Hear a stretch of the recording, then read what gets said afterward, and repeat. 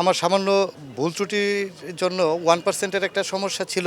এটার জন্য নির্বাচন কমিশন এর বিরুদ্ধে আমি আপিল দায়ের করার পরে বিজ্ঞ নির্বাচন কমিশন আমাকে ওনারা যাচাই বাছাই করে আমাকে আমার মনোনয়ন বৈধতা দিয়েছেন। এটার জন্য আমি নির্বাচন কমিশনকে আন্তরিকভাবে ধন্যবাদ জানাই এবং আমি কৃতজ্ঞ। আমি পাশাপাশি ত্রিশালবাসী যারা আমার মনোনয়ন বৈধ হওয়ার জন্য দোয়া করেছেন, বিভিন্নভাবে ভালোবাসা সহযোগিতা করেছেন, তার জন্য আমি আমার 152 ময়মনসিংহ 7 ত্রিশাল আসনের সকল স্তরের জনগণকে আমি জনগণের প্রতি আমি কৃতজ্ঞ এবং আমি আপনাদের মাধ্যমে আমি আমার উপজেলাবাসীর কাছে আবারও দোয়া চাই যেন আমি ভবিষ্যতে নির্বাচিত হয়ে আমি আমার উপজেলাবাসীর পাশে থাকতে পারি।